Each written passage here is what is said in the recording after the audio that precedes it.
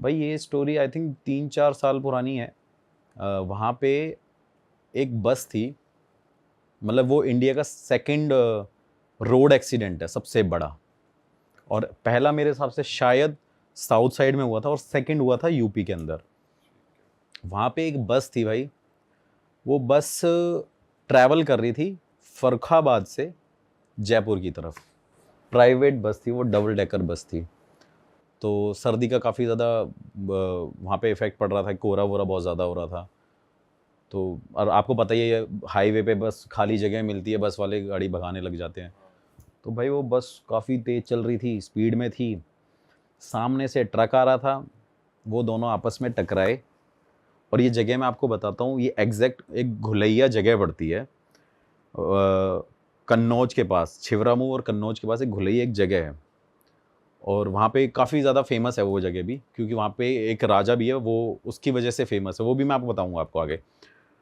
तो वहाँ पे जब वो बस आपस में टकराई भाई, तो बस में आई थिंक 84-85 लोग थे। डबल डेकर बस थी, उसमें फैमिलीज़ थी, न्यूली मैरिड कपल थे, बच्चे थे, बूढ़े थे, हर तरीके के लोग थे।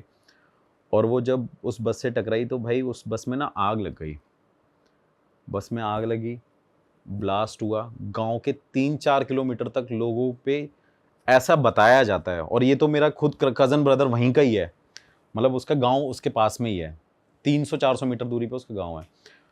तो ऐसा बताया जाता है कि वहाँ पे 3-4 किलोमीटर तक वो आवाज़ें आ रही थी, चीखने चिल्लाने की, इतना शोर था और ब्लास्ट की आवाज़ें आ रही थी। तो भाई वो जब बस जली वहाँ पे, तो उस जलने में जितने भी लोग थे भाई वहाँ पे, उसके अंदर भाई जैसे कैंडल नहीं जलती मोम की तरह, वो पिघल रहे थे, पिघल रहे थे। बच्चे खिड़की से लटके हुए थे, उनके सर से ना, मतलब आप समझ लो वो मोम की तरह पिघल रहे हैं। ऐसा कोई इंसान नहीं था गाँव का जिन्होंने वहाँ पे बचाने की कोशिश नहीं करी। मेरा कज़न ब्रदर भी इंक्लूडेड था वहाँ पे, उनको बचाने की कोशिश कर रहे थे, लेकिन इतनी आग थी वहाँ पे। और रीज़न क्या था? फॉग था, टकरा गई। जो ट्रक था उसमें राशन का सामान था, उसमें ऑयल था जो रिफाइंड होता ही होता है, तो उसने और ज़्यादा आग पकड़ ली। आपको मैं उसकी स्टोरीज़ भी शेयर करूँगा, फ़ोटोज़ शेयर करूँगा। तो भाई आप देखना वहाँ पे ना, मतलब वो मोस्टली सारे लोग जल गए। रीज़न क्या था उसमें एग्ज़िट ना होने का, निकलने का? क्योंकि आपने देखा प्राइवेट बसेज़ में बैक का जो हिस्सा होता है, वो पीछे वहाँ शीशा विंडो नहीं होता, पूरा कवर्ड होता है वो, है ना? शीट से। और ये वाले जो डोर होते हैं वोल्वो बसेज़ में, इसमें सारे ऑटोमेटिक होते हैं, वो बटन से ही खुलते हैं। तो वहाँ पे एग्ज़िट का कोई पॉइंट नहीं था, और डबल डेकर बस तो वैसे ही थी, तो निकल नहीं सकते थे। तो भाई उसमें इतने लोगों की डेथ हो गई। डेथ होने के बाद मोदी जी ने, योगी जी ने, राहुल गांधी जी ने, सब ने ट्वीट भी किया था। और काफ़ी लोग, योगी जी वहाँ पे पहुँचे भी थे, बहुत सारे लोगों ने वहाँ पे ट्वीट किया था आत्मा की शांति के लिए। तो फिर भाई वो मेरे भाई ने मेरे को जगह बताई कि ऐसी-ऐसी यहाँ पे कहानी हुई है। ऑल्दो मैंने देखी थी, लेकिन कभी ऐसा सोचा नहीं था मैं वहाँ पे जाऊँगा।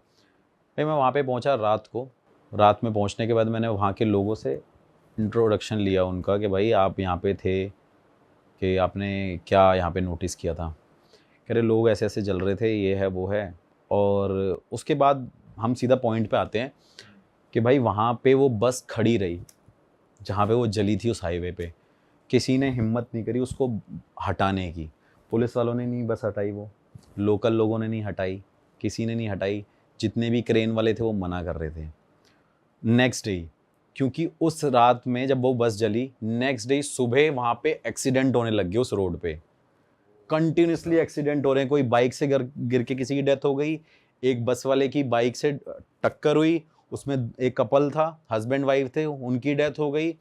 तो भाई वो नेक्स्ट डे मॉर्निंग में वो सब होने लग गया वहाँ पे, विद इन अ 400-500 मीटर के अंदर। तो वहाँ पे ये हो गया कि भाई यहाँ पे ये सब इनकी वजह से हो रहा है। उसके बाद क्या हुआ, किसी ने क्रेन वाले को ज़्यादा पैसे दिए। और आपने कभी भी सुना होगा कि एक्सीडेंट होता है तो वो जो भी वहाँ पे व्हीकल होता है वो पुलिस स्टेशन जाता है, कि किसी ऐसी जगह लेके वहाँ पे उसको सबमिट कर देते हैं। लेकिन भाई उस क्रेन वाले ने 50,000 रुपये लिए थे उस बस को 250 मीटर रखने पे, और गांव वालों ने मिलके पैसे दिए उसके। पुलिस वाले भी नहीं आए, क्योंकि पुलिस वालों ने मना कर दिया कि हम नहीं हटा पाएंगे। मतलब इतना डर था। फिर मैं गया इन्वेस्टिगेशन करने भाई। मैंने पूछा कि क्या होता है यहाँ पे। वहाँ पे गांव के लोगों ने हवन कराया, पूजा कराई, मिल के मेन रोड को ब्लॉक करके वहाँ पे बहुत बड़ी पूजा कराई थी कि वहाँ पे जितनी भी आत्माएं उनको शांति मिले। लेकिन भाई वहाँ पे कोई भी उस चीज़ से बच नहीं पाया। वहाँ पे कंटिन्यूसली जितने भी लोकल लोग हैं सोते हैं, वहाँ पे चीखने की आवाज़ आती है, चिल्लाने की आवाज़ आती है, रोने की आवाज़ आती है। और लोगों को, जब गांव में लोग होते हैं ना छत पे सोते रहते हैं, तो लोग जो ऊपर सोते थे उनको वो सारे बस में लोग विजुअल्स आते हैं जलते हुए, लटकते हुए, दिखते हुए। और उसके अंदर भाई उन्होंने वहाँ पे जो बस में है पूजा कराई, और उस बस में मैं गया था भाई, मैंने खुद अपने हाथों से हड्डियाँ उठाई हैं। क्या बात कर रहे हो? उसमें इतनी एशेज है ना, इतनी राख है उस पूरी बस के अंदर, हड्डियां अभी तक पड़ी हुई हैं, अभी तक। और वो बस कहाँ पे खड़ी हुई है? किसी रैंडम मैदान में? हाँ, रैंडम जगह पे 250 मीटर दूरी पे ही है। तो उसे भाई गवर्नमेंट भी नहीं वो नहीं भाई, हटाया ही नहीं। इतना डर, इतना खौफ है उसका। और ये लोगों को, मतलब वहाँ के लोगों को तो बहुत ज़्यादा पता है, बाहर के कुछ लोगों को नहीं पता थी। लेकिन वो लोग स्पेशली उस बस को देखने आते हैं, वो भी मानो कि बहुत दूर से देख के जाते हैं और फोटोज क्लिक करते हैं। आज भी वो ट्रेंड बन चुकी है बस वहाँ पे। उसके बाद भाई उस बस में मैंने चूड़ियाँ देखी, जले हुए कपड़े देखे, शादी के जोड़े देखे, बच्चों के कपड़े जले हुए देखे। और आप मानोगे नहीं, स्टेयरिंग से लेकर और लास्ट सीट तक वहाँ पे सिर्फ भाई हड्डियाँ ही हड्डियाँ हैं, आज तक हटी नहीं है, ऐसी की ऐसी खड़ी है। अभी मैं लास्ट रिसेंटली होके आया हूँ, और 3-4 साल तो मुझे हो गए उस बस को देखते हुए आई थिंक।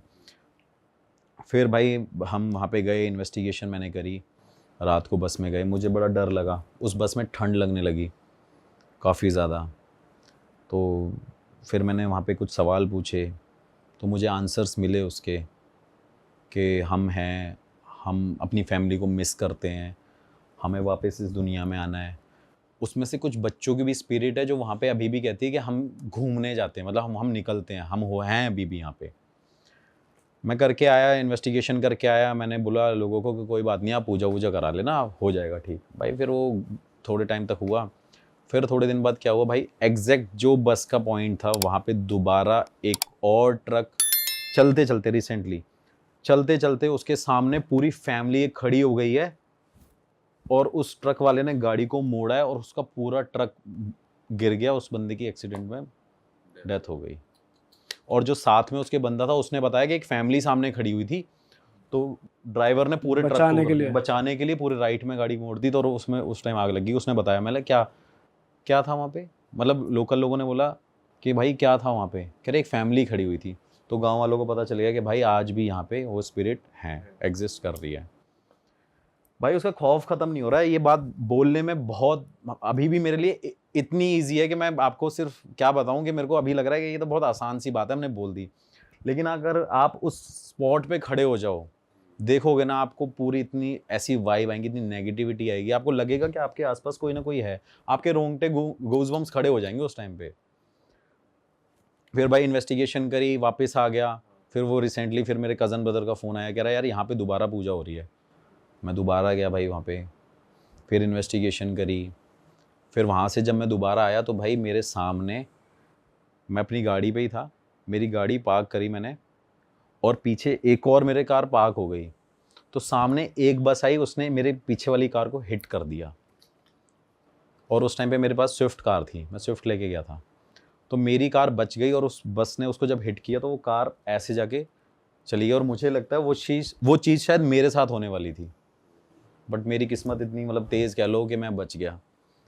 फिर भाई मैं दोबारा वहाँ पे नेक्स्ट डे पूजा वूजा हुई, मैं भी उसका पार्ट हुआ कि चलो यार पूजा हो रही है, हम देखते हैं कि सब कुछ नॉर्मल हो जाएगा। फिर उसके बाद भाई हम अपने अपने घर आ गए। जब मैं वापस आया दिल्ली, तो आप मानोगे नहीं, 3 बार तो मेरे साथ ये हुआ है कि मेरे को 3 बार उस बस के सपने आए हैं। अच्छा। हाँ, कि वो बस में कोई आवाज़ मार रहा है, वो बस जलती हुई मुझे नज़र आ रही है, और उस बस को लोग जो उस टाइम पे बचा रहे हैं, वो वाले विजुअल मेरे सामने आ रहे हैं। मतलब कई टाइम बाद आया है, ऐसा नहीं है कि मैं आज उन्हें आया नेक्स्ट डे मेरे साथ ये होने लग गया, हफ्ते भर बाद ये चीज़ होने लग गया। हाँ, रैंडम होने लग गया। भाई मैं दोबारा गया इन्वेस्टिगेशन करने कि कोई साथ तो नहीं आ क्या गया, कोई साथ तो नहीं आ गया ये वो। फिर मैं वहीं से बाबा जी से मिलते आया, मेरे से कह रहे क्या करता रहता है, तो उन्होंने हाथ रखा, मैं निकल गया, मैंने इन्वेस्टिगेशन करी, फिर मैं वहाँ पे बोल के आया। फिर जो मैंने इन्वेस्टिगेशन में पूछा कि क्या मैं यहाँ पे पूजा करा सकता हूँ, तो मुझे वहाँ पे रिस्पॉन्ड मिला, क्योंकि वहाँ पे एक्चुअली उनको अभी तक शांति नहीं मिली भाई। फिर दोबारा भी मैं बोल के आया हूँ, वहाँ पे मैंने पूजा करानी है, और अभी तक वहाँ पे ये हो रहा है कि लोगों को डेली कुछ ना कुछ भगते हुए नज़र आ रहा है, कोई ना कोई daily accident, daily 1-2 accident fixed हैं भाई वहाँ पे। पर भाई जब हवन हो जाता है तब तो कहते हैं कि जैसे बड़े बड़े हवन होते हैं तो शांति मिलने लग जाती है, पर यहाँ तो देखो मैं बताता हूँ, अब इससे एक चीज़ कनेक्ट कर लेते हैं हम। अभी जैसे इंडिया का मैच हुआ था लास्ट, तो वाराणसी में हर मंदिरों में भाई हवन और पूजा हो रही थी कि भाई मैच जीत जाए। तो भाई ऐसा नहीं हुआ ना, कुछ ना कुछ या तो कमी रही होगी, या जो ऊपर लिखा हुआ है भगवान ने वही होना है। तो भाई कुछ हवन में कमी रही होगी, या कह लो कि वो जस्टिस नहीं मिल पाया अभी तक। भाई मिला था आपको रिस्पांस वहाँ पे कि हम मुक्त नहीं हुए हैं? हाँ भाई, वो रिस्पॉन्स मिले तभी तो मैं दोबारा वहाँ पे जा रहा हूँ। मेरा पूजा कराने का कारण यही है कि भाई कम से कम वहाँ के लोग अभी बच जाएं और वहाँ पे एक्सीडेंट ना हो। तो भाई वहाँ पे कंटिन्यूसली अभी तक ये चल रहा है। भाई ऐसा कहते हैं ना कि जैसे लास्ट राइट्स परफॉर्म नहीं हुए, पिंडदान नहीं हुआ, किसी को मुक्ति नहीं मिल पाई, किसी की अस्थियाँ नहीं भा पाए ना। सबसे बड़ा रीज़न तो ये भी है कि सबकी एशेज वहाँ पे मिल गई, हड्डियाँ मिल गई, कोई उठाने वाला नहीं है, किसी को यही नहीं पता अब कौन किसकी हड्डियाँ उठाएगा, कौन किसकी राख उठाएगा, यही नहीं पता लोगों को। लोग तो आइडेंटिफाइड हैं कि इन लोगों की डेथ हुई है उस टाइम पे, पर कौन से किसका लेकिन कौन किसको उठाएगा। तो वो रीज़न, मेजर एक रीज़न ये भी है भाई वहाँ पे। तो ऐसा भी है भाई, और ये इंडिया का सबसे बड़ा एक्सीडेंट था, सेकंड एक्सीडेंट। अब ये जो इंसिडेंट है, ये आपने एक लोकेशन सुनी होगी, बेगोन कोडोर रेलवे स्टेशन, जो 42 साल तक बंद रहा था। ये कोलकाता वेस्ट बंगाल, वेस्ट बंगाल सुना हुआ है इसके बारे में। बैगुन कोडोर एक रेलवे स्टेशन जो कि बंद रहा था 42 साल तक। उसका एक रीज़न था कि वहाँ पर किसी औरत ने अपने आप को ख़त्म कर लिया था, ट्रेन के नीचे आ गई थी। तो कहते हैं कि 42 साल तक वो इसलिए बंद रहा था क्योंकि जो ट्रेन के जो ड्राइवर्स होते थे, जो चलाने वाले, उनको दिखती थी वो सेम स्पीड पे भगती हुई, वो एंटिटी दिखती थी। तो अभी ये इंसिडेंट आया और मेरी नज़र में आया नहीं था, मुझे हाईलाइट करवाया गया क्योंकि वो सब्सक्राइबर जो थी वो बार बार बोल रही थी कि अक्षय हमारे साथ ये चीज़ हुई है और बहुत अलग है, तो इसे आप बताना। और ये मैंने अभी तक कहीं भी डिस्क्लोज़ नहीं किया, ठीक है। इसके बाद जो चीज़ें आने वाली है वो कहीं भी डिस्क्लोज़ नहीं है। तो ये बैगुन कोडोर में पूरा हादसा हुआ 2024 में। ये 3 डॉक्टर्स, 2 लड़कियाँ और 1 लड़का, ये स्पेशलाइज्ड डॉक्टर्स हैं जिन्हें इनके जो हॉस्पिटल के लोग थे वो भेजते थे ऐसी लोकेशंस पे जहाँ पर हॉस्पिटल्स में फैसिलिटीज़ अच्छी नहीं होती थी। कुछ हर चीज़ के स्पेशल डिपार्टमेंट्स होते हैं, तो इनके लिए भी स्पेशल डिपार्टमेंट बनाया गया था कि आप इसी लोकेशन पे विजिट करोगे जहाँ पे फैसिलिटीज़ अच्छी नहीं है और वहाँ का सर्वे लेके आओगे कि यहाँ की फैसिलिटीज़ कैसी चल रही है। ठीक है। अब ये भी ध्यान से सुनने वाली चीज़ है, इनमें जो लड़का था ना, उसका नाम था राजीव, रख देते हैं। जो राजीव था उसका 20 साल का जब वो था ना, तो एक एक्सीडेंट हुआ था, बहुत तगड़ा एक्सीडेंट हुआ था जिसकी वजह से उसकी याददाश्त चली गई थी। अच्छा, ठीक है। अब जब मेरे पास ये इंसिडेंट आया तो 24-25 साल का वो है, उसकी याददाश्त चली गई थी। याददाश्त जाने के बाद इसने दोबारा मेडिकल को ज्वाइन किया था, ये मेडिकल उसमें ही थे। तो लड़की जो है उसका नाम छोड़ो, लड़की का नाम देने की ज़रूरत नहीं है, 2 ही लड़कियाँ थी। उनमें जो मेन बताने वाली है उसने मेरे को बताया कि अक्षय हम बहुत अच्छे दोस्त हैं, बहुत अच्छे, मतलब डॉक्टर्स का ऐसा होता है कि हम इन चीज़ों पर बिलीव ही नहीं करते, डॉक्टर्स तो लॉजिक ढूंढते हैं हर चीज़ में।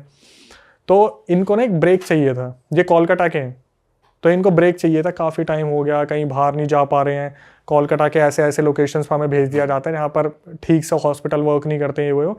तो इनके पास ये लोकेशन आई कि आप वेस्ट बंगाल में जाओगे, बैगुन कोडोर रेलवे स्टेशन पे आप उतरोगे और वहीं से आपको जो है हॉस्पिटल में आपको जाना है। बहुत अच्छी जगह है, मुझे तो, मैंने कभी नहीं देखी वो जगह, लेकिन इन्होंने जो बताया कि बिल्कुल ग्रीन, बिल्कुल ग्रीन, बढ़िया लोकेशन। इन्होंने वहाँ पर हॉस्पिटल में गए, 2-3 दिन इन्होंने हॉस्पिटल में सबको अटेंड किया। उसके बाद क्या हुआ, जो राजीव नाम का लड़का था, उसने जब से बैगुन कोडोर रेलवे स्टेशन पर कदम रखा था, उसके हाव भाव बदल गए थे।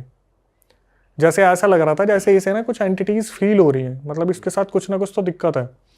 तो ये जब भी हॉस्पिटल में रहते थे तो राजीव जो लड़का था वो हमेशा अजीब तरीके से रिएक्ट करता था, मतलब जो बहुत ज़्यादा लव चिलिंग बंदा था, जो हमेशा ये बोलता था कि मेरे को बाहर जाना है, नेचर को एक्सप्लोर करना है, ऐसे करना है, वैसा करना है, जैसे ही उसने बेगोनकोडोर रेलवे स्टेशन पे पैर रखा उसके हाव भाव बदल गए। और वो हॉस्पिटल के अंदर भी ऐसा रहता था कि जैसे सीनियर डॉक्टर बोल रहे कि राजीव आपको ड्यूटी नहीं करनी क्या, आप क्यों आए हो यहाँ पे। वो क्या करता था, हॉस्पिटल के बाहर खड़ा है ना, तो जैसे जंगल वाला एरिया या ऐसा एरिया जहाँ पे खेत हुए था उन्हीं को देखता रहता था पूरे टाइम। और ये चीज़ जो 2 डॉक्टर्स थी, फीमेल डॉक्टर्स, वो भी ऑब्जर्व करती रहती थी कि यार क्या सीन है इसके साथ। ठीक है भाई, यही चीज़ें चलती रही। तो 2-3 दिन बाद इनको अब वहाँ से जाना था। तो ये बेगूनकोडोर रेलवे स्टेशन से इनकी ट्रेन थी और इनको कोलकाता जाना था। वहाँ पे जब ये निकले ना उस चीज़ के लिए, तो भाई भारी बारिश हो गई वहाँ पे, बहुत तगड़ी बरसात हो गई। और वहाँ पर ऐसा माहौल हो गया कि इनको ना तो कोई फैसिलिटी मिल रही है कि ये रेलवे स्टेशन तक पहुँचे। बड़ी मुश्किल से ढूंढ ढांड के जब तक ये रेलवे स्टेशन पर पहुँचे, तो ये वेट कर रहे थे ट्रेन आएगी, ट्रेन आएगी। शाम की आई थिंक 6-7 बजे की इनकी ट्रेन थी कि ट्रेन आएगी आएगी आएगी। काफ़ी देर से वेट कर रहे थे। इन्होंने देखा यार 6 बजे की ट्रेन है, 6:30 बज गए और ये खुद पहुँचे हैं 6:10 पे। तो इन्हें लगा ट्रेन लेट होगी। तो जब 6:30-7 बजते हैं, ये जाते हैं उनके पास काउंटर पे कि यार कोलकाता वाली ट्रेन का कोई अपडेट नहीं है। तो वो बताते बेटा वो तो कब की निकल चुकी है, आप लेट हो गए हो आने में। वहाँ पर जो वो था, जो काउंटर पे बैठा हुआ था, उन्होंने ना 2-3 चीज़ें ने हाईलाइट की। इन्होंने पूछा कि अंकल नेक्स्ट ट्रेन कब है, तो उन्होंने बताया कि सुबह अब तो ट्रेन। तो इन्हें लगा यार हम कहाँ जाएंगे, क्या करेंगे। तो वो जो वहाँ पर जो अटेंड कर रहा था इन्हें, जो बुजुर्ग आदमी था, वो बोलता है कि देखो ऐसा है कि आप चाहो तो रेलवे स्टेशन पर रुक सकते हो, लेकिन यहाँ के लोगों से ना ज़्यादा मेल मिलाप मत करना। अच्छा, ये उसने हाईलाइट कर दिया कि मेल मिलाप मत करना यहाँ के लोगों से ज़्यादा। तो भाई ये बैठे हुए थे, अब इनके पास कोई और चारा तो क्या है, बारिश हो रही है, आंधी चल रही है घनघोर, जिसकी वजह से दूसरी ट्रेन जो है वो डिले भी हो गई। तो इनको ये लग रहा था कोई ट्रेन अगर वहाँ से आधे रास्ते भी होते जा रही है तो वहाँ पे जाके होटल ले लेंगे। लेकिन फिर ये काउंटर पे जाते हैं, तो काउंटर पे पूछते हैं कि क्या सीन है, तो वो फिर बता देते हैं काउंटर पे कि बेटा ट्रेन डिले हो रखी है बारिश की वजह से, आपके सामने मौसम तो आपको पता ही चल रहा है, और ये छोटे स्टेशन है, यहाँ पे ट्रेन ज़्यादातर रुकती भी नहीं है बेगूनकोडोर जैसे रेलवे स्टेशन पे। तो ये उस चीज़ को सुनते हैं और फिर यही डिसाइड करते हैं कि भाई हमारे पास कोई चारा तो है नहीं। अपने शटर जो होते हैं ऊपर लगे होते हैं वो टीन ब्लू कलर की, उसी के नीचे बैठे हुए हैं, आपस में बातचीत करते रहते हैं। तो ये जैसे 8:30-9 बजे तो ना ये यही बात कर रहे थे यार यहाँ तो ना खाने की सुविधा है, ना दूर दूर तक कुछ दिख रहा है। वो रेलवे स्टेशन ऐसा है जैसा उन्होंने बताया कि अक्षय आप निकलोगे बाहर तो भाई खेत ही खेत शुरू है, सीधा गाँव में जाने के लिए एक रास्ता और खेत ही खेत है, कोई फैसिलिटी नहीं है वहाँ पे, पुराने ज़माने की पूरी चीज़ें बनी हुई है। तो अचानक से ये थोड़ा सा मुंह मोड़ते हैं ना, तो ये देखते हैं एक बुजुर्ग आदमी वहाँ पे खड़ा है। बुजुर्ग आदमी इनके पास आता लाठी लेके और बोलता है बेटा आप यहाँ पर क्या कर रहे हो। तो ये बताते हैं कि अंकल ऐसे ऐसे हमारी जो है ट्रेन मिस हो गई है और हमें समझ नहीं आ रहा हम करें क्या। तो वो बुजुर्ग बोलते हैं कि अच्छा अगर तुम्हें दिक्कत नहीं है तो मैं भी बैठ जाता हूँ। तो ये 3 थोड़ा खिसकते हैं, वो उधर आके बुजुर्ग आदमी बैठ जाता है। फिर इनकी कन्वर्सेशन स्टार्ट होती है, तो बुजुर्ग आदमी इनके बारे में जानना शुरू करता है कि बेटा कहाँ से हो आप लोग। तो बताते हैं अंकल हम कोलकाता के ऐसे ऐसे हॉस्पिटल से आए थे और यहाँ पे सर्वे कर रहे थे, ऐसे ऐसे हमने यहाँ पर देखा, लेकिन ये जगह हमें पसंद नहीं आई क्योंकि हॉस्पिटल में इतनी फैसिलिटीज़ नहीं है और यहाँ पे ऐसा है वैसा है। तो जो हमारी सब्सक्राइबर है उसकी नज़र पड़ती है राजीव के थोपड़े पे कि राजीव के मुँह पे इतने पसीने क्यों आ रहे हैं, कि राजीव इतनी ठंडी हवाएं चल रही हैं, खुला रेलवे स्टेशन है, नेचर इतना अच्छा है, लेकिन फिर भी इसका मुँह ऐसा बना हुआ है जैसे इसने कोई पता नहीं क्या देख लिया हो। तो फिर भी जो सब्सक्राइबर वो सोचते हैं कि यार अंकल से बात करते हैं ना, गाँव के बारे में जानते हैं, नेचर को थोड़ा एक्सप्लोर करते हैं। लेकिन एक चीज़ देखते हैं, जब भी अंकल से कुछ क्वेश्चन पूछते हैं, अंकल के ना बड़े ऐसे जवाब आते हैं जैसे कुछ उलझे हुए ऐसे जवाब नहीं होते, कि वो बोलते हैं कि अंकल पता है रेलवे स्टेशन वाले अंकल ने बोला हमें कि ना यहाँ पे थोड़ा सा मेल मिलाप मत करना। तो वो पता क्या बोलते हैं जो बुजुर्ग आदमी है कि बेटा सही तो कह रहे हैं, वो जो चीज़ें होती है वो दिखती नहीं है, आप किसी को दिमागी रूप से जज नहीं करते, ऐसे दिल से जुड़ जाते हो। तो ये सोचते हैं ठीक है अंकल पुराने ज़माने के, तो बातें भी वो उलझी हुई कर रहे हैं। फिर ये जो अंकल है भाई ये बोलना शुरू करते हैं कि और बताओ तुम कैसे हो, काफ़ी परेशान हो और मेरे को लग रहा है तुम लोग बहुत भटके हुए हो, ऐसा लगता है जैसे किसी के साथ कोई हादसा भी हुआ है। तो एकदम से उसके राजीव की तरफ देखते हैं। राजीव एकदम से राजीव के दिमाग में ये चीज़ आई कि इनको कैसे पता कुछ हादसा हुआ है 2020 में जो एक्सीडेंट वगैरह हुआ था। तो जो सब्सक्राइबर वो उन बुजुर्ग आदमी से पूछती है कि अंकल आपको कैसे पता इसके साथ हादसा हुआ था। तो बोलता है बेटा हमारा तो यही काम है, डेली जो यहाँ लोग जिनकी ट्रेन छूट जाती है उनका मनोरंजन कर देते हैं, आके बैठ जाते हैं, हम तो बातचीत कर लेते हैं, हमारा तो ऐसे ही चलता है गाँव में, हम क्या ही करेंगे। फिर बात सी घुमा दी, मतलब पूरी बात घुमा दी, अल्टीमेट था अंकल।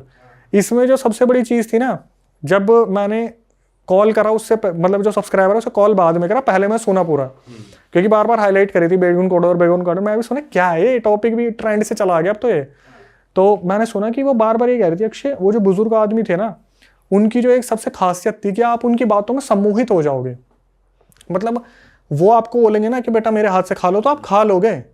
अच्छा। और इस चीज से अवेयर सिर्फ एक राजीव था कि उसके पसीने टप टप बोल रहे हैं, वो बार बार हैंकी पोंछ रहा है, बार बार हैंकी पोंछ रहा है। तो अब फिर ये पूछना शुरू करते हैं कि अंकल वैसे यहाँ पर कुछ आसपास खाने वगैरह का कुछ इंतजाम है? तो बुजुर्ग आदमी बोलता है कि तो तुम यहाँ क्यों बैठे, चलो मेरे घर पे, मेरा घर तो यहीं से उतर के सामने वाले गाँव के अंदर है। तो ये बोलते कि ऐसे तो अंकल ठीक नहीं रहेगा, हम आपको यंग जनरेशन हो के आपको इतना परेशान कर रहे हैं। तो वो बोलते कि ऐसी कोई बात नहीं है, वहाँ पर मेरा परिवार है, मेरी बहन है, मेरे बच्चे हैं, ऐसे ऐसे चल के तुम वहाँ पे मिलो जुलो, अच्छा है सब कुछ। तो उनके दिमाग में भाई ये भी आ रहा होता है कि यार यहाँ पे बैठ के भी क्या करेंगे, चलते हैं थोड़ा घूमेंगे फिरेंगे, गाँव वालों की राय जानेंगे, हम तो वैसे भी डॉक्टर्स हैं। तो ये ना एक चीज़ बोलता है बुजुर्ग आदमी कि अच्छा आप लोग तो वैद हो ना, वैद मतलब डॉक्टर हो ना, तो मेरे घर में भी बहुतों की तबीयत खराब रहती है, थोड़ा बेटा वो भी देख लेना। तो फिर दोबारा इसने वो लाइन यूज़ करी कि सब्सक्राइबर ने कि अक्षय हम चाहते नहीं है जाना, लेकिन हम मना नहीं कर पा रहे इन्हें। इन्होंने बोला चलो ना, ये बोलते चलो अंकल ठीक है हम भी बैठ के क्या करेंगे, और 8:30 से हो गया उसके अंकल के कहने पे चल दिए बैग उठाए और उनके साथ चल दिए। ये प्लेटफॉर्म से बाहर लेके निकले, और जो वो है ना, वो जो टिकट काउंटर पर बैठा है वो बस जाते हुए देख रहा, अच्छा चलो जा रहे होंगे कहीं पे। ये निकले, उन्हें बुड्ढा नहीं दिख रहा होगा। नहीं उन्हें दिख रहा था, अच्छा उसे दिख रहा था, ऐसा नहीं है बुड्ढा नहीं दिख रहा था।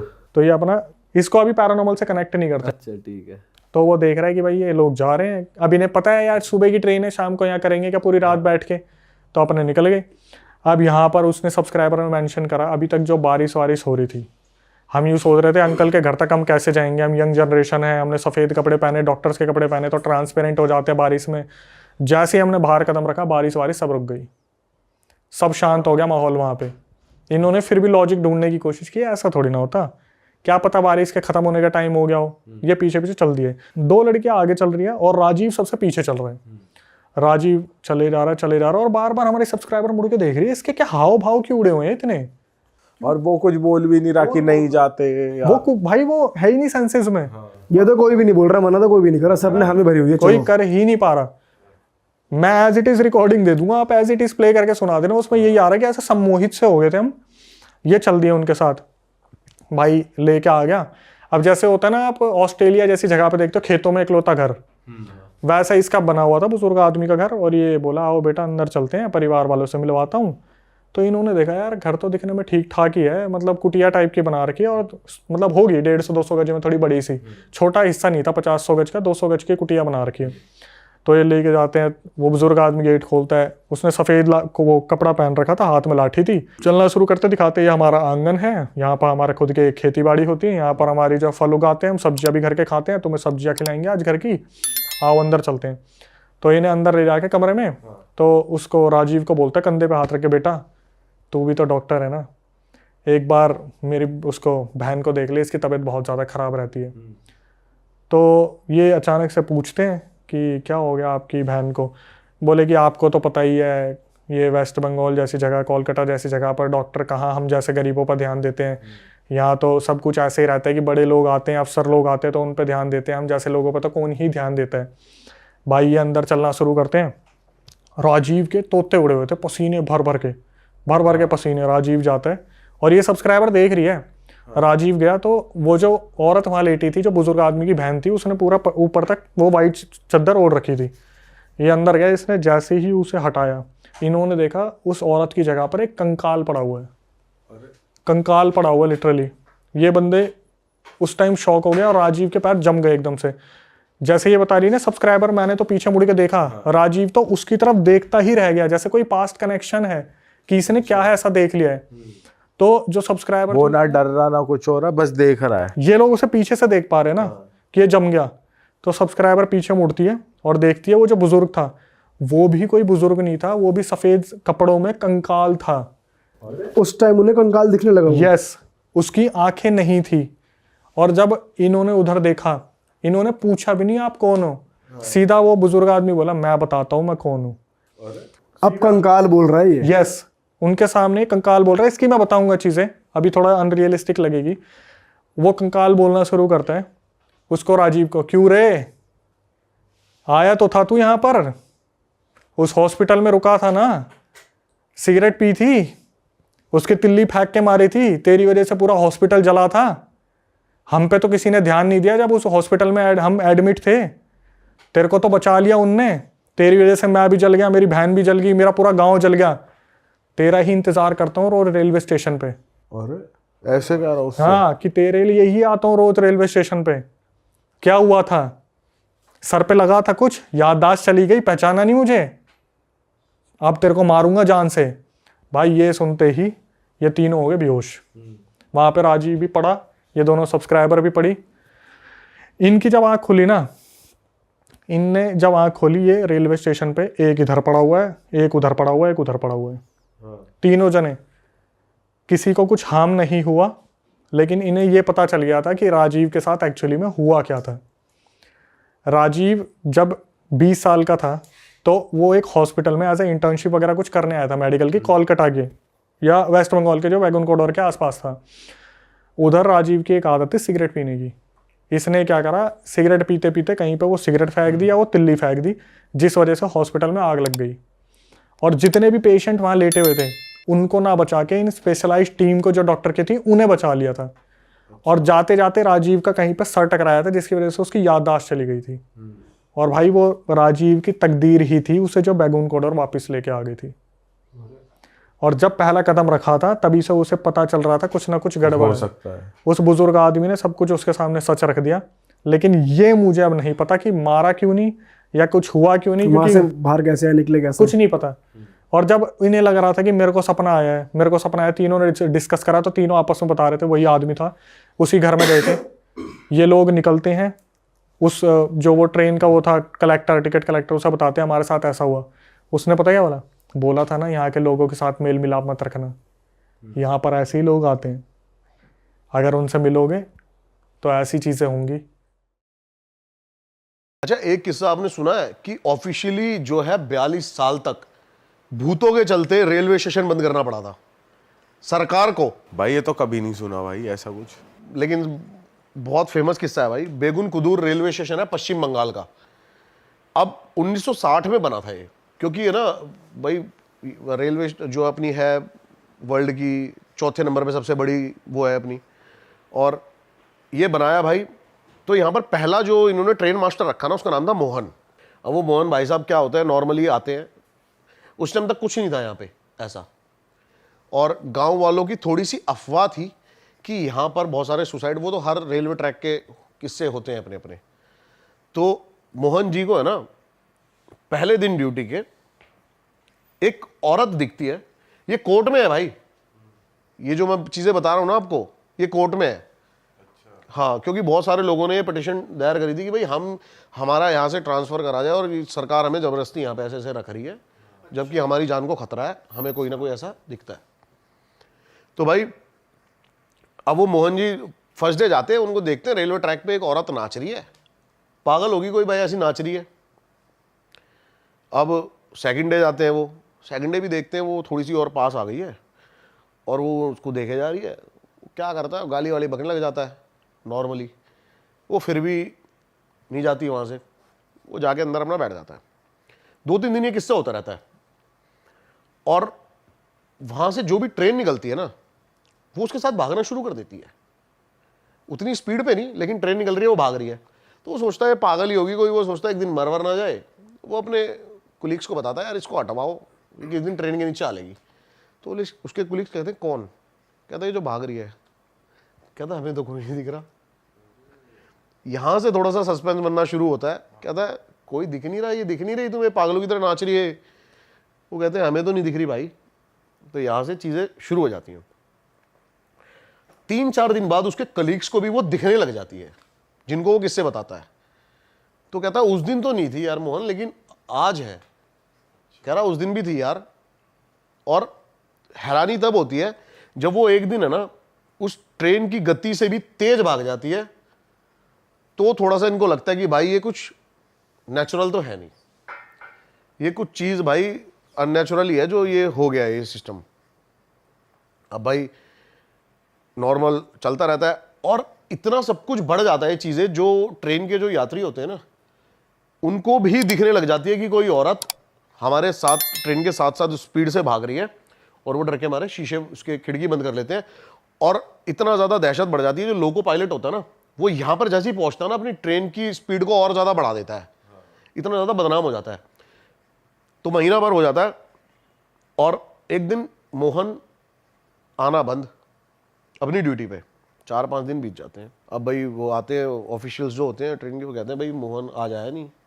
वो जाते हैं, देखते हैं भाई मोहन का जो पूरी फैमिली होती है ना घर पे मरी पड़ी होती है 3-4 दिन से। और तेरी, और ये भाई रिकॉर्ड है, ऑन रिकॉर्ड है ये चीज़।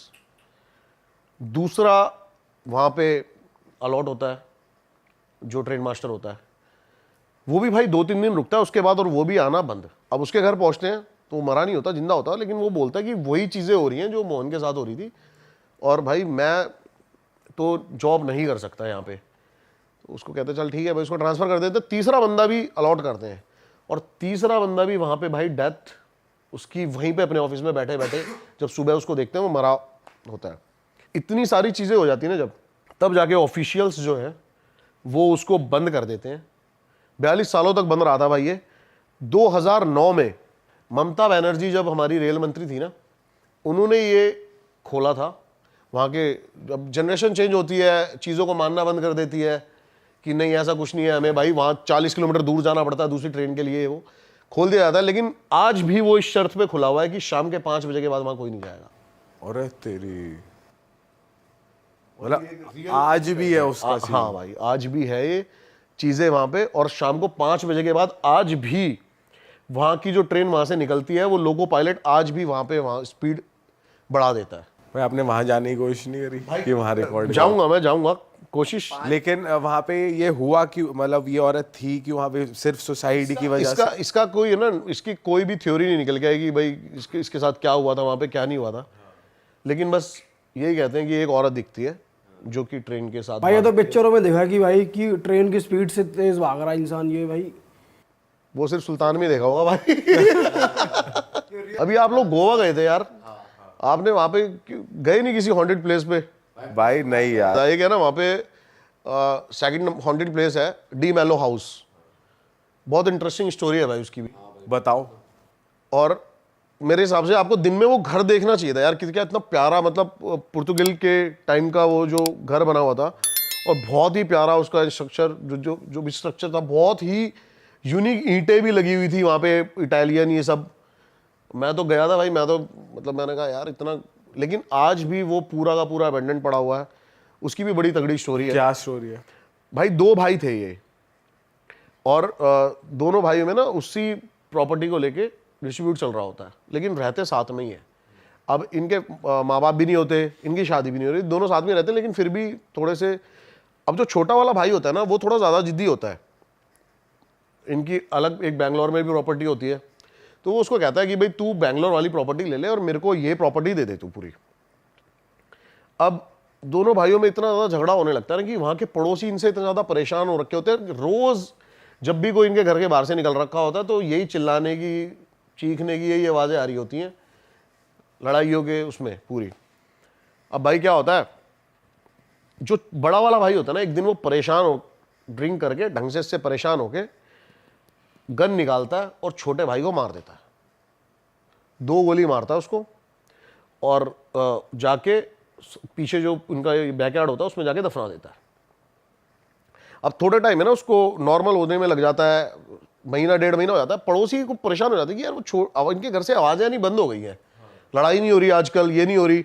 लेकिन है ना कुछ ऐसे इंसिडेंट शुरू हो जाते हैं कि जहाँ उसने वो गार्ड रखा होता है ना, उस कब्र के ऊपर बहुत ज़्यादा एकदम से कौवे आना, और रात को कुत्ते उसी कब्र की तरफ देख के भौंकना पागलों की तरह, ऐसी चीज़ें होने लगती है। तो इनका पड़ोसी एक दिन उससे पूछता बड़े वाले से कि भाई क्या हो गया, वो छोटा वाला दिखाई नहीं दे रहा।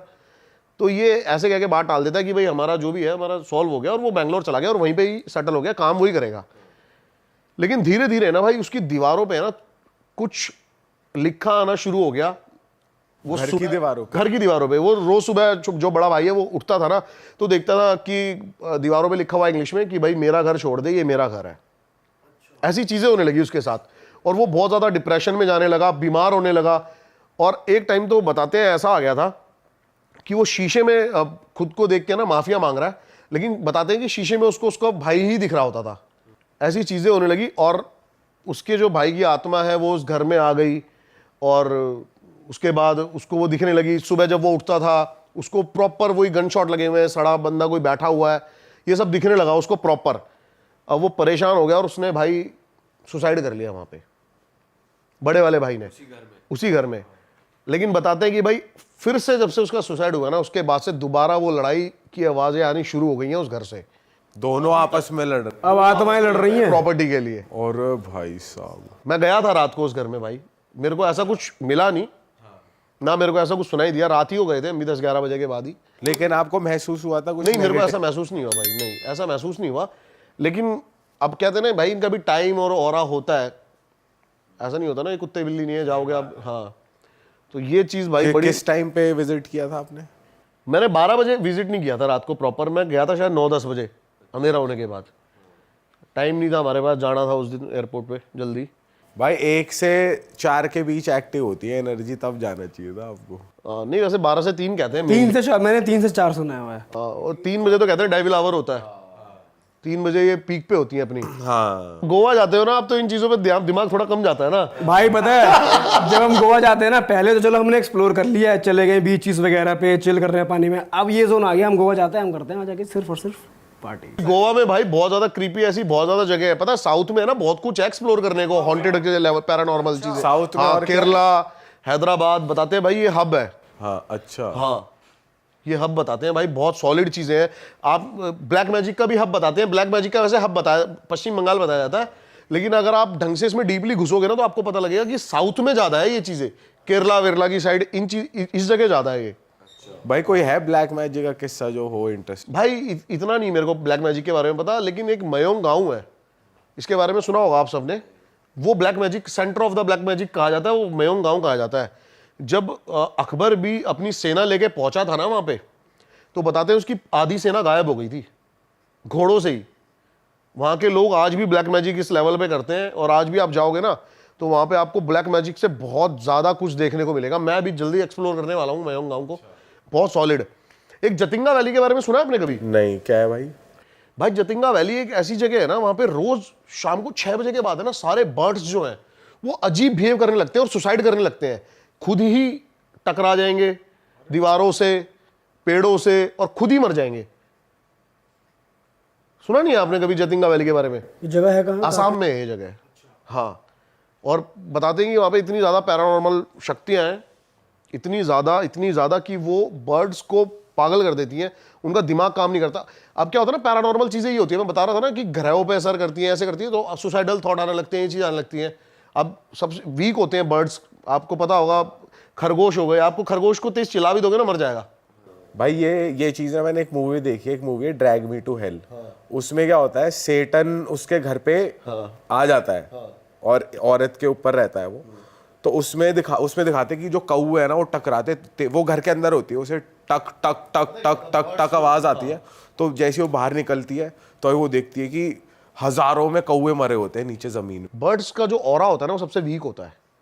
कई लोग जो ब्लैक मैजिक का भी इस्तेमाल करते हैं ना, वो बर्ड्स को ही। हाँ, ये तो देखा है कि कबूतर की बलि देकर चौराहे पे रख देते हैं। हाँ, बर्ड्स का जो ऑरा होता है बहुत ज्यादा वीक है भाई, उसी के थ्रू आप पैरानॉर्मल कम्युनिकेशन ज्यादा कर सकते हो। तो ये जतिंगा वैली का तो आप देखो, अब ये तो लाइव वीडियोस हैं, यूट्यूब पे वीडियोस हैं कि आप सुबह जब निकल रहे हो ना मॉर्निंग वॉक पे, तो रोडों पे मरे हुए पड़े हैं सिर्फ बर्ड्स ही बर्ड्स हर जगह। ये तो वीडियोस हैं अपनी। क्रेजी भाई यार। भाई अब हॉरर का माहौल बना ही हुआ है, तो ड्रैकुला और वैम्पायर पे आओ। देखो पता है, जब हम वैम्पायर की बातें करते हैं ना, तो बंदों के दिमाग में आता है बड़े बड़े ड्रावनिक कैसल्स, रोमानिया। लेकिन मैं बता दूं भाई, ये इंडियन कनेक्शन है। क्या कनेक्शन है भाई इंडिया का? बेताल हमारा फर्स्ट वैम्पायर था। आप पिशाच। अभी आप कह रहे थे ना कि आप कह रहे थे, पता नहीं कह रहे थे, वो तो छलावा होता है। छलावा अलग है, हाँ, पिशाच अलग है। तो पहला पिशाच कौन था अपना? बेताल पक्षी सुना ही होगा सबने, हमने बचपन से सुना, विक्रम बेताल। बहुत सारे ऐसे मंदिर है, पुणे में बेताल पूरा का पूरा पहाड़ है, बताते हैं आज भी वहां पे बेताल को देखा जाता है। पर पिशाच और वैम्पायर तो अलग अलग सी चीज। भाई एक ही चीज है। पिशाच क्या होता है? खून चूसता है वो भी पिशाच यहीं पर ही, और वही वैम्पायर है। हाँ, तो क्या था ना, बेसिकली मैं बताता हूँ, क्या सारे जो वैम्पायर है ना वो ड्रैकुला नहीं हो सकते। पहला जो वैम्पायर था वो था ड्रैकुला, उसने फिर सारे वैम्पायर को क्रिएट किया। अच्छा जी। हाँ, तो और जो उसको वैम्पायर ड्रैकुला को जो वो पावर दी गई थी, बेसिकली मैं बताता हूँ क्या था। 14th सेंचुरी में ना हमारा एक राजा था रोमानिया का, व्लाड टिपिस। वो इतना क्रूर बताया जाता है कि वो इतना क्रूर राजा था। इसके ऊपर एक पूरी नेटफ्लिक्स पे सीरीज है, द ड्रैकुल। अच्छा। हाँ भाई, देखना मत, जरूर मजा आ जाएगा आपको उसमें। मतलब रियल चीजें इतनी ज्यादा, और विद जो फैक्ट्स मिले थे, कई पुरानी बुक्स मिली हैं, उनके थ्रू सारी चीजें समझाई गई हैं कि ये चीजें रियल कैसे हैं। तो जो ड्रैकुल ये था ना, ये क्या करता था, जैसे पूरा का पूरा गांव एक साथ मार दिया करता था, और उनको पैने नोकीले बांस में ऐसे गाड़ के और टांग दिया करता था, अपने आप को वो दिखाने के लिए। अब उससे पूछा गया जब, भाई तू ऐसा क्यों करता है, तो उसने कहा भाई मैं 10,000 बंदों को मारने से बढ़िया 1,000 बंदों को मार के ऐसा खौफ पैदा कर देता हूँ कि वो 10,000 बंदे मेरे अंडर आ जाते हैं। उसका कहना ये था। तो अफगानिस्तान से उस टाइम खान बहुत बड़ा एक राजा था, वो उसकी सेना पे अटैक करता है, तो ये कुछ 400-500 ही होते हैं और वो लाखों की सेना होती है। तो जब ये डर जाता है तो ये जाता है गुफा के अंदर, इसको मिलता है बेताल। तो वो इसको शक्ति देता है ड्रैकुला बनने की, कि मैं तेरे को, लेकिन पूरी तू जिंदगी इस चीज से बाहर नहीं आ पाएगा। हाँ, तो बताते हैं कहीं ना कहीं ड्रैकुला हमारे बीच में आज भी है। बेताल एक तरीके से रोमानिया पहुंच गया, ये कह रहे हो? हाँ, अरे तेरी। अपना वाला बेताल। हाँ भाई, अपना वाला बेताल। अरे भाई, अपना भाई। अरे तेरी भाई यार, मतलब एक तरीके से बेताल को ड्रैकुला मानेंगे कि वो इस चीज का वो है। हाँ, पहला पिशाच जो है वो वही है, ठीक है। वो ड्रैकुला को क्रिएट करता है, उसके बाद फिर आपका वैम्पायर वो अपने फिर जो भी कहते हैं इसका ब्लड, ये वैम्पायर ने, मतलब ड्रैकुला ने जिसको भी वो करा वो वैम्पायर बन गया। लेकिन ड्रैकुला 2 तरीके से वो करता है, एक तो ड्रैकुला वैम्पायर बनाता है लोगों को, और एक ड्रैकुला क्या करता है, लाइफ कोर चूसता है लोगों की। अब क्या कहते हैं कि ड्रैकुला ना टाइमली उसकी भी एज होती रहती है, बूढ़ा होता रहता है, लेकिन जब वो बूढ़ा होने लगता है ना तो वो किसी जवान बंदे को पकड़ता है और उसकी लाइफ कोर चूसता है, जिससे वो बूढ़ा हो जाता है 3-4 महीने में, और ये फिर से जवान हो, मतलब उसकी सोल अपने अंदर ले लेता है, जो उसकी सोल की एनर्जी है, उसकी लाइफ कोर चूस लेता है। तो कहते हैं हमारे बीच में अभी तक है ड्रैकुला, और वो आप सीरीज देखोगे उसमें एक एक फैक्ट्स दिखाए गए हैं, सारी चीजें दिखाई गई हैं। पर भाई वैसे देखा जाए ओवरऑल वैम्पायर कॉन्सेप्ट थोड़ा फेक लगता है, क्योंकि ऐसी मूवीज पता है देखी क्या है होता ना है, हमने हमें ना हॉलीवुड की। देखो, जो हमें ना बचपन से सिखाया जाता है हमें वो रियल लगता है। हमें बचपन से सिखाया जाता है भाई, दिखते ही, हमें थोड़ी पता था शुरू में क्या भगवान की क्या कितने पावरफुल हैं, क्या मान्यता है। हमें शुरू से हमारे माँ बाप ने रैप्टा साढ़े भगवान पाप चढ़ेगा, हम डर के मारे हमने शुरू पाप। तो वही हमारे दिमाग में, जो चीज़ें हमारे दिमाग में शुरू से बसा दी गई हैं वो हमें थोड़ी रियल लगती हैं। अभी एकदम से कोई नई चीज़ आएगी तो वो डाइजेस्ट करना मुश्किल होता है। लाइक 2000 का नोट शुरू में डाइजेस्ट करना मुश्किल हो गया था, अब अच्छा लगता है। हाँ सही भाई बात। कहते हैं ना कि वैम्पायर्स लिविंग डेड है, कोई मरेंगे ही नहीं। हाँ, तो अगर किसी ने किसी का खून चूसा तो अगला बंदा भी तो वो बन जाता है। वो वैम्पायर की इंटेंशन पे डिपेंड करता है। मैंने बोला ना कि वो उसको वैम्पायर बनाना चाहता है या फिर उसकी लाइफ कोर चूसना चाहता है। भाई ये आपने एक अलग सीन बताया बेताल का। अच्छा, ये जो है ना, जिम कॉर्बेट से ऊपर जाके सीतावनी वाली रोड पे बेताल घाटी है एक, जहां मैं बता रहा हूँ ना मैंने लैंड लिया, वहां से 32 किलोमीटर दूर एक बेताल घाटी है, और वहां पर बेताल के मंदिर है, और वहां पे रोज शाम को 7 बजे मशान पूजा करते हैं ये। मुझे अब की बार मैं गया था, थोड़ा सा फंस गया था आगे जाके बारिश की वजह से ही, वो लेपड़ वेपड़ का थोड़ा सा खतरा है वहाँ पे ज़्यादा है। तो वहाँ से मेरे को ये रिकॉर्ड करना है, पूरी मशान पूजा कहते हैं कि वो पूरी मशान पूजा है। उसमें औरतें हैं ना अपनी ब्लेड से जीभ काट के बहुत सारी चीज़ें करती हैं ऐसी। तो मेरे को प्रॉपर रिकॉर्ड करना है कि वहाँ पे आज भी इतना ज़्यादा खौफ है बेताल का या फिर भूतों का, कि वहाँ पे अगर वो रोज़ शाम को सारे गाँव वाले पूजा नहीं करेंगे तो वो रात को उनको सोने नहीं देंगे। मशान पूजा होती है, तो वो मेरे को रिकॉर्ड कर रही है जाके एक बार। भाई ये तो भाई रिकॉर्ड करना है तो अलग इंटरेस्ट आएगा आपकी। भाई वैम्पायर्स एंड ड्रैकुलास की बात हो चुकी है, मैं कह रहा हूँ अब आते हैं अपनी एक्सपर्टीज पे। अब जंगलों में घुसते हैं थोड़ा। घुस लो भाई। भाई आपने बहुत तगड़े एक्सपीरियंस बताए थे पिछली बार जंगल के, कोई नया एक्सपीरियंस आप दोबारा गए हुए हो भाई टाइगर अभी के मैंने साथ? आपको दिखाई ना क्लिप एक, किसके साथ? हाँ, भालू वाली। बताओ भाई क्या सीन रहता है? ये भाई जो हमने कैप्चर किया ना भालू, अभी जो वहाँ के ऑफिशियल्स है ना, वो भी 3-3 4 साल हो गए उनको, उन्होंने भालू देखा ही नहीं है। तो भालू की पॉपुलेशन कम हो रही है भाई या? बहुत ज्यादा पोचिंग होती है भालू की। इसके नाखून, इसकी स्किन बहुत ज्यादा उसमें है। तो भालू को तो अब क्या है ना, हमारी जो गवर्नमेंट है या फिर जो भी हमारे नेशनल एनिमल को बचाने में लगी हुई है अभी, टाइगर को, लेकिन इसके पीछे ना बहुत सारे ऐसे एनिमल है जो विलुप्त हो जाएंगे, जिनके ऊपर ध्यान नहीं दिया जा रहा। जैसे कि भालू हो गया, और भी छोटे छोटे ऐसे एनिमल्स हैं। एक बिल्ली आती है जो लेपर्ड से भी ज़्यादा खतरनाक होती है, वो भी मैंने देखी है काफ़ी बार। उसके बारे में भी ज़्यादा जिक्र नहीं है इंटरनेट पे। भाई ये किस्सा बताओ ना, भालू वाला जो आपने देखा, क्या हुआ, कहाँ पे देखा? भाई नॉर्मली मैं तो जा रहा था और एकदम से ही, मतलब मैंने 2 राउंड लिए उस रोड के। एक बार तो ये पूरी क्लिप है जो भालू आ गया सामने, और भाई दूसरी क्लिप है ना, रिकॉर्ड नहीं हो पाई, जब भालू मेरी गाड़ी की लाइटों से इतना इरिटेट हो गया और वो खड़ा हो गया। और भालू के बारे में आपने, ये गर्मियों में है ना, अपने फुल साइज फुल पीक पे होते हैं, अभी के टाइम पे ही दिखेंगे आपको। क्या साइज रहता है इनका भाई? भाई ऐसे नापा तो नहीं, लेकिन होते हैं काफी बड़े, हमारी फाड़ सकते हैं इतने।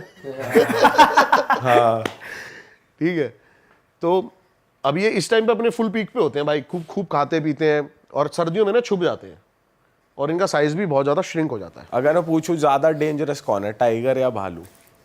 भालू। भाई कहते हैं ना कि भालू की साइकिक समझना इम्पॉसिबल है भाई अब मैंने बताया तो था आपको शुरू में ही, आप डाल लो यूट्यूब पे, डाल लो आप बिहेवियर भालू के बारे में, आपको मिलेगी नहीं कोई वीडियो। ऐसा क्यों है भाई? भाई उसके बिहेवियर को कोई, भाई रिस्क नहीं लेना चाहते बंदे। अभी मेरा एक दोस्त था, वो वाइल्ड लाइफ फोटोग्राफी करता है, रामनगर में एक साइड रोज सुबह भालू आता था।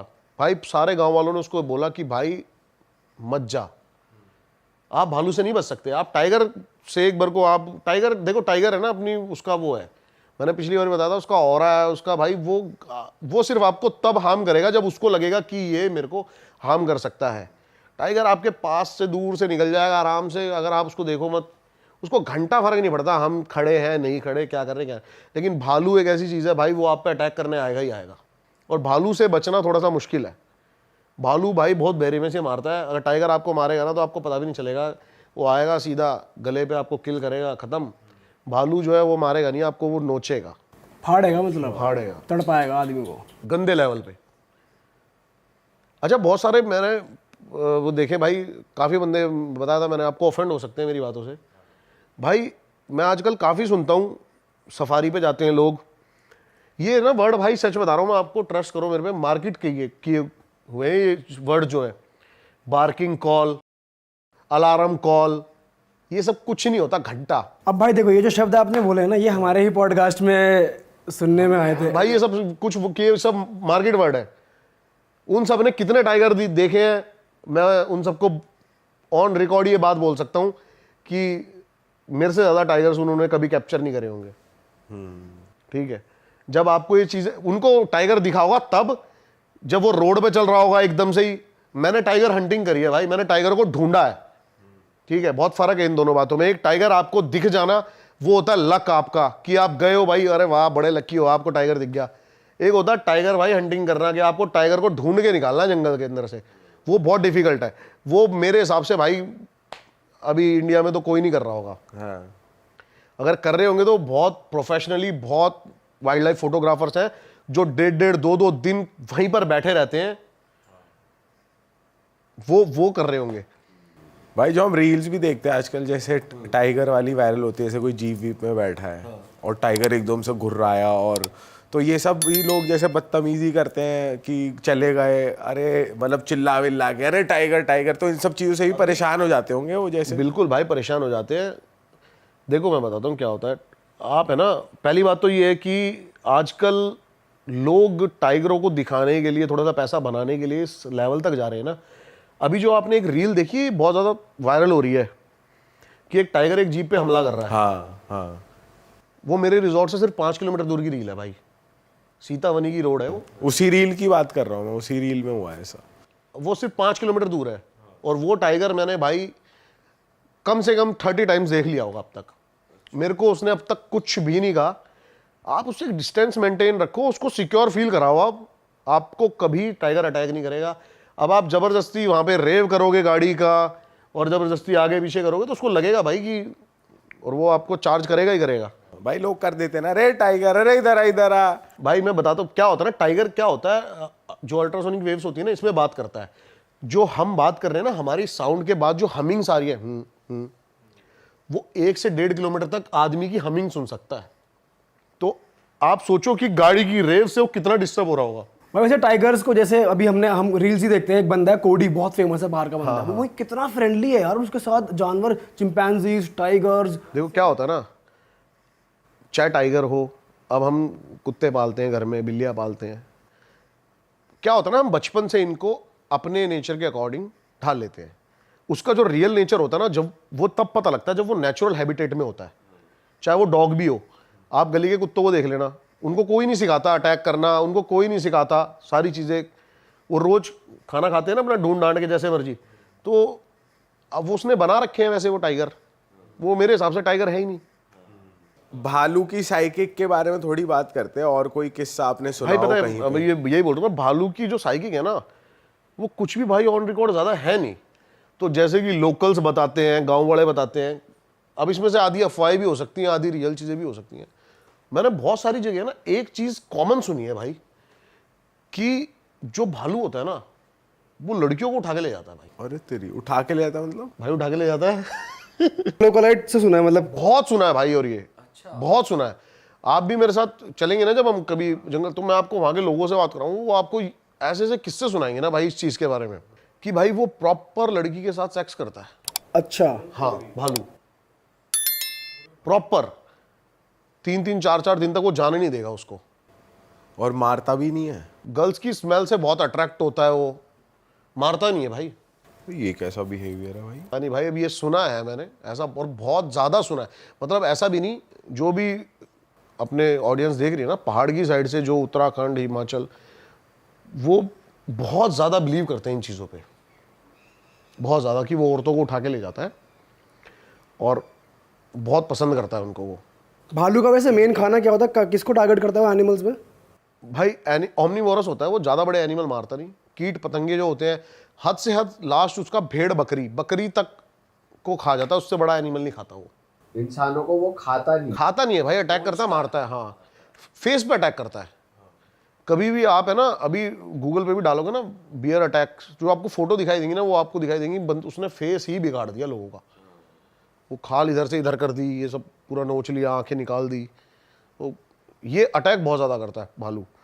और मैं तो यही बोलूँगा भाई, जंगल के अंदर आपको अगर बचना है ना, तो भाई भालू से बच जाना। ये दुआ करना कि भालू जब आप पैदल हो तो बिल्कुल भी आपको ना दिखे, वो छोड़ेगा नहीं, और आपको लगेगा कि वो आपके पीछे नहीं भाग सकता, वो 2 पैरों पे खड़ा होकर भाई ऐसे भागेगा ना। अच्छा भाई मैंने एक मूवी देखी है, रेवेनेंट, लियोनार्डो डी कैप्रियो है उसमें उसका उससे हो जाता है भालू से सामना टाइप हो जाता है। तो वो सोचता है क्या करूँ, तो वो जो ट्रिक बता रखी है बहुत फेमस जो है, तो उसमें वो लेटता भी है, लेकिन जब वो सांस रोक के लेटता है, लेकिन तब भी ना भाई उसको वो फाड़ देता है। मतलब उसमें दिखाया है पूरा कि ऐसे नोचा उसने, ऐसे नोचा। भाई मिथ है। हाँ, ऐसे तो मूवीज को तो भाई अब मिथ ही मानूंगा मैं। ऐसे तो हमारे अमिताभ बच्चन जी ने भी टाइगर से लड़ाई करी हुई है अपने मूवी में। वो असली में थोड़ी कोई एक ह्यूमन के बस की बात ही नहीं है कि वो टाइगर से लड़ सकता है। मतलब ये श्योर शॉर्ट चीज नहीं है कि भाई कुछ नहीं करेगा, वो कुछ भी भाई वो कुछ भी कर सकता है। टाइगर की आपको थोड़ी सी श्योर शॉट है कि आप थोड़े से वहां पे ट्रिक्स आजमाओगे ना, तो आप बच सकते हो। बताओ एक और ट्रिक्स बताओ, क्या ट्रिक्स है? भाई ट्रिक्स यही है, पहले तो बिल्कुल मत डरो आप। हाँ, जितना भगवान ने आपको उस टाइम कॉन्फिडेंस दे रखा है ना, सारा अपने अंदर भर के चिल्ला दो उस पे, गंदे लेवल पे। मैंने आपको पिछली बार किस्सा बताया भी था कि टाइगर वाला एक, मैं जो बचा था वो चिल्लाने से ही बचा था। मुझे लग रहा था कि हिरन आ रहा है, लेकिन वो एकदम से टाइगर निकल के आ गया था। तो भाई टाइगर को भी पीठ नहीं दिखाते अपनी, ऐसा कुछ सीन है जैसे आपने टाइगर आप मत दिखाओ टाइगर सॉरी को भालू को भी पीठ नहीं दिखाते अपनी, ऐसा कुछ है? नहीं, भालू तो आपके सामने ही खड़ा रहेगा। अगर वो आप पे अटैक करेगा ना, भालू को तो कुछ भी दिखा ले भाई, वो भालू है, वो छील देगा। भालू को आप मत पीठ दिखा देना बस। हाँ, वो फिर वो कुछ और भी कर लेगा भाई। फिर वो लड़की की स्मेल ले लेगा। सुना नहीं मैंने, लेकिन लोंडो का तो, लेकिन लोंडो को तो यही सुना भाई, चीर फाड़ गलत लेवल पे करता है वो, बहुत गलत लेवल पे। भाई लेपर्ड का भी आपको एक्सपीरियंस है, कुछ बताओ लेपर्ड के बारे में, आपको क्या पता है? लेपर्ड भाई पता है क्या है, अभी एक है ना, अभी वो आया है आपका जो काउंटिंग आई है, उत्तराखंड में 1200 लेपर्ड पाए गए हैं। लेकिन ये जो काउंटिंग है ना भाई, ये सिर्फ और सिर्फ नेशनल पार्क्स की है। जैसे कि उत्तराखंड में 2 नेशनल पार्क हैं, एक राजा जी नेशनल पार्क और एक ये अपना जिम कॉर्बेट। भाई लेपर्ड ऐसी सी जगह है ना, आप सोच नहीं सकते। और लेपर्ड, आप टाइगर आपको दिख जाएगा नॉर्मली, लेपर्ड नहीं दिखेगा भाई। वो कैमोफ्लैश इतना तगड़ा होता है ना उसका भाई, कि वो पत्तों के बीच में होगा और आप सोच भी नहीं सकते यहाँ पे लेपर्ड है और लेपर्ड बैठा होगा। और लेपर्ड अटैक जरूर करेगा आप पे। अच्छा, जो लेपर्ड है वो बहुत ज्यादा एग्रेसिव है। उसको उसकी मतलब एग्रेसिव इन द सेंस, वो फट्टू कह लो एक तरह से, वो बहुत ज्यादा फट्टू है। वो जरा से उसको लगता है कि भाई मैं गया। अच्छा, जैसे कि हमारे जो आर्म फोर्स में सिखाया जाता है ना कि डिफेंस का सबसे अच्छा तरीका है अटैक, वो अपनाता है। और उसके सामने चिल्लाओगे तो वही टाइगर वाली चीज, चिल्ला लो भाई। कुछ नहीं। बट वो आदमी मार देता है, मतलब जैसे हमने तो वीडियो देखी खत्म भाई, खत्म, रेस्क्यू वाली, खत्म आदमी को खत्म कर देता है लेपर्ड, बिल्कुल खत्म कर देता है भाई आदमी को। लेपर्ड सबसे पहले आपकी खोपड़ी उड़ाएगा। हाँ, अब यहाँ पर भी आप एक फोटो डाल सकते हो भाई कि अभी ये कर्नाटक की लेटेस्ट स्टोरी है, बंदे का दिमाग खोल दिया उसने, यहाँ से पूरा टोपा सा निकाल दिया। भाई हमने तो जैसे वीडियोज ही देखे, जैसे ये रेस्क्यू वाले जाते हैं तो लेपर्ड को इधर उधर भागते हुए ही देखा है, कभी किसी को गिरा देगा, फिर जाके किसी जितने को बंदे गिरा खड़े होंगे देगा। ना लेपर्ड के आगे, वो सब पे अटैक करके जाएगा। और लायन का क्या सीन है भाई? भाई लायन क्या होता है ना, लायन टाइगर से वीक है बहुत ज्यादा, 30% मतलब माइंड में भी और मसल्स में भी, साइज में भी, और ग्रुप्स में रहते हैं लायन। लायन को स्लो भी कह सकते हैं कि स्लो है थोड़ा टाइगर से। बहुत स्लो है भाई लायन, कभी भी है ना पॉलिटिक्स करता ही नहीं है। लायन अक्खड़ है, सीधा घुस गया कहीं भी, ग्रुप जा रहा है हिरन का, सीधा भग गया। जो एकदम टक करके शिकार करता है ना, वो टाइगर है। वो कैलकुलेट करता है कि मैं कितनी पास जाऊंगा, कितनी चीजें करूंगा, तब जाके मैं उस तक पहुंच पाऊंगा। बहुत बहुत कैलकुलेटिव है भाई टाइगर। और टाइगर, मैं बोल रहा हूं ना कि हम टाइगर हंटिंग करते हैं, और टाइगर को लोग ऐसे ही देखते हैं कि दिख गया बाई चांस, जीप सफारी करता हुआ तो दिख गया, वो मेल्स टाइगर है दिखते हैं। लेकिन आपके कितनी 2-3 मीटर दूर टाइगर बैठा होगा, आपको नहीं पता होगा टाइगर बैठा है। वो आपको सेंसिस से पता लगाना पड़ता है कि टाइगर यहाँ पर है। भाई पता है क्या है, एक ये किस्सा वैसे मैं सुनाना चाहता नहीं था, पिछली बार भी शायद हमने थोड़ा बहुत डिस्कस करा था इसके बारे में। मैंने बताया था कि मैंने पोचिंग होती हुई देखी है। क्योंकि क्या होता है ना, काफ़ी चीज़ें, लीगल एक्शंस, काफ़ी चीज़ें हो सकती है, मुझे ऐसा लगता है। एक बार ऑडियंस के लिए आप बता दो कि पोचिंग क्या होती है, जिन लोगों को नहीं पता। पोचिंग होती है भाई अवैध शिकार, इलीगल शिकार करना। अगर आप सर्च करोगे ना टाइगर के बारे में, तो भाई ये बहुत बड़ी एक ब्लैक मार्केट है, जिसको नेपाल, चाइना और इंडिया के बहुत बड़े माफिया चला रहे हैं। कई जगह ऐसा कहा जाता है कि जिंदा या मुर्दा टाइगर की स्किन, हड्डियां, टिथ, आंखें 8-8 करोड़ तक की स्मगल हुई हैं एक टाइगर की। तो बहुत बड़ी ब्लैक मार्केट है। और जो पोचर्स हमने अपनी इमेजिनेशन में सुने या देखे हैं ना, वो पोचर्स अब नहीं रहे हैं।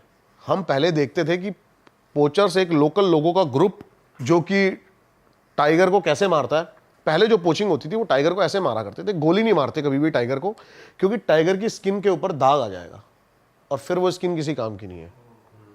तो ये पहले ऐसा करा करते थे कि उसको करंट लगाते थे और उसके मुंह में नोकीला बांस घुसा दिया करते थे, बहुत पेनफुल मारा करते थे उसको। ये अब जो है थोड़ा सा हाईटेक हो गई ये चीज़ें, तो अब ये यूज़ करते हैं ऐसी गन्स जिससे वो बेहोश हो जाता है ऐसे टाइगर। अब क्या हुआ, एक दिन एक रोड निकलती है भाई जंगल की, मैं लोकेशंस नहीं बताऊंगा कहाँ कहाँ की बात है, तो वो एक सिटी से दूसरी सिटी जाना था मेरे को, और वो रोड एक रोड है, वो कोई भी जा सकता है वहाँ पे, ऐसा कोई इलीगल नहीं है जाना वहाँ पे, ऐसा कुछ नहीं है, वो रोड है बेसिकली। तो अब मेरी किस्मत में ही था ये सब देखना। अब बेसिकली क्या हुआ, जब मैं रोड से जा रहा था, हल्की हल्की धुंध थी, सर्दियों का टाइम था, हम 4-5 बंदे थे गाड़ी में, और हम जा रहे हैं रात को, और साइड में मैं देखता हूं कि एक रॉक पाइथन है लेटा हुआ। कितने फुट का भाई? काफी बड़ा था, मतलब मैं टॉर्च ऐसे मारता चला गया, काफी लंबा था वो। तो भाई मैं देखता हूं कि बीच में से वो है ना कटा हुआ है, बीच में से उसको काटा हुआ है, और आधा जो रॉक पाइथन है वो एक टाइगर से ऐसे लिपटा हुआ है। अब 2 टाइगर और झाड़ियों के अंदर मेरे को दिख रहे हैं, इनकी मतलब स्किन दिख रही है, लाइनें दिख रही है, मैंने कहा 2 टाइगर और हैं। तो हमने ये अंदाज़ा लगाया सबने कि ये जो रॉक पाइथन है इसने लेटे हुए इसके अटैक करा और इसके जो 2 साथी थे इसने आके इनको बीच में से फाड़ दिया। अब हम थोड़ी देर वेट करते हैं, आधा घंटा 45 मिनट हो जाते हैं कि अब ये टाइगर मूव करेंगे, उठेंगे। आधा घंटा 45 मिनट हो गए भाई, वो टाइगर मूव ही नहीं कर रहे, वो लेटे हुए हैं। मैंने कहा भाई क्या सीन है। इतने में ना पीछे जो लड़का बैठा था वो बोलता है कि भैया देखना टायर के साथ में क्या है। और हमने शीशे से बार बार निकाल के देखी करते हैं तो पीछे जो है लेपर्ड बैठा हुआ है, लेटा हुआ है वो। और मैं भाई मेरा सर जो है चकरा गया, क्योंकि ये इम्पॉसिबल है कि टाइगर और लेपर्ड एक साथ, ये दोनों कट्टर दुश्मन है भाई, सेम टेरिटरी में नहीं हो सकते, ये सेम टेरिटरी में हो ही नहीं सकते हैं। टाइगर लेपर्ड को जैसी देखेगा ना वो उसको किल कर देगा, क्योंकि टाइगर जो होता है लेपर्ड को इसलिए मार देता है, ये एक साइकिल है।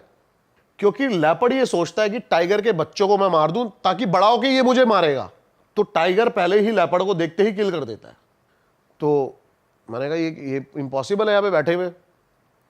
इतने में ना झाड़ियों के पीछे से भाई 2 आंखें दिखती हैं हमें टॉर्च में, और मेरे को लगा वो इतनी छोटी आंखें थी, क्योंकि टाइगर का जो फेस ही है वो इतना बड़ा होता है, आंखों की डिस्टेंस से पता लगता है कि टाइगर कितना बड़ा है, कितनी दूर बैठा है। तो अब वो इतनी छोटी थी, मैंने कहा टाइगर कब्स हैं, ये टाइगर के बच्चे हैं भाई, और ये मूव कर रहे हैं भाई। इतने में ही वो आंखें पूरी ऊपर आती हैं और 2 बंदे खड़े होते हैं, और भाई हमारे जो हालत थी वो ऊपर नीचे थी, क्योंकि यहाँ पे टाइगर और लेपर्ड लेटे हुए, वहाँ बंदे कैसे हो सकते हैं। और भाई वो पूरा उन्होंने ग्रीन कलर के कपड़े पहने हुए थे, हुडी, और मास्क लगाया हुआ था वाइट कलर का, और भाई वो हमारी तरफ गन निकालते हैं, और एकदम से ही भाई मैंने अपने दोस्त को बोला भाई गाड़ी भगा। भाई इस लेवल पे गाड़ी भगाते हैं, और थोड़ी दूर है ना आगे जाके, जैसे जंगल खत्म होता है गांव था, अब वहाँ पे ना कुछ लोकल्स बैठे हुए थे बाहरी, तो मैंने हाबड़ ताबड़ में एकदम से ही भाई मैंने बताया उनको, मैंने कहा भाई ऐसे ऐसे टाइगर वाइगर के ऐसे ऐसे ये, वहाँ के लोकल लोगों को घंटा फर्क नहीं भाई, नॉर्मल, अच्छा चलो ठीक है ये वो। तो भाई ये सीन था भाई, और मैं अपनी लाइफ में वो रात नहीं भुला सकता। मैंने ये ऑन कैमरा ये लगा लो, इस बात को ऑलमोस्ट 2-2.5 साल हो गए होंगे आज। मतलब मेरे फैमिली मेंबर्स और मेरे दोस्तों के अलावा अगर कहीं आज ये बात पता लगी तो वो ये है। तो पूरे देश को पता लगी है भाई, और ये बहुत सैड चीज कितना है यार। गलत है भाई ये यार। भाई गलत है, लेकिन एक चीज की खुशी ये भी है कि आज के टाइम पे भाई बहुत स्ट्रिक्ट एक्शन लिया जा रहा है। नहीं, गवर्नमेंट वर्क कर रही है बहुत तगड़े लेवल पे चीज के भाई, खिलाफ। बहुत तगड़े लेवल पे। अपने टाइगर कंजर्वेशन का ये आपका इंडिया गेट है ना, यहाँ पे वो बना है, और इसके सीधे सीधे जो चीफ हैं वो अपने मोदी साहब हैं, पीएम डायरेक्ट। और भाई बहुत अच्छी इन्होंने एक टाइगर पोचिंग करके, एंटी पोचिंग करके वो बनाई है कम्युनिटी, जिसमें हमारे सोल्जर्स को लिया गया है। तो बहुत अच्छे लेवल पे वर्क कर रही है, तभी हमारे इंडिया में भी टाइगर की ग्रोथ देखिए आपने कितनी ज़्यादा हो गई। जितने भी टाइगर थे, एक चीज़ और मैं मेंशन करना चाहूँगा, आपको पता है जो हम काउंटिंग गिनते हैं ना कि हमारे 5000 टाइगर बचे हैं, 6000 टाइगर बचे हैं, वो सिर्फ 55% है। ये ऑफिशियल्स भी मानते हैं इस बात को। हम 45% टाइगर को काउंट ही नहीं कर पाते। तो यानी कि बहुत अच्छी खुशखबरी की बात है, अगर 10,000 टाइगर है तो 5,500 रिकॉर्ड में आते हैं। अब जैसे कि मैं एक एग्जांपल देता हूं, कॉर्बेट के अंदर 250 प्लस टाइगर है, लेकिन वो कॉर्बेट में है, लेकिन कॉर्बेट से लगते हुए जो फॉरेस्ट है वो भी कई 100 किलोमीटर में है, और वहां पर भी 100 प्लस टाइगर हैं। अरे वाह, आपने ये वीडियो यहाँ तक देख ली भाई, तुमने हमारी मेहनत सफल कर दिया, तुम ही लोग हो असली रियल हिट। और अगर आपको बहुत मजा आ रहा है ऐसी क्लिप्स में, ऐसी वीडियोस में, तो फटाफट जाइए प्लेलिस्ट पे बिंज वॉच कीजिए और सारी वीडियोस देख डालो और मौज काटो। That is it. हम मिलेंगे नए पॉडकास्ट में, नए क्लिप में। Till then bye bye, see you, take care, do subscribe.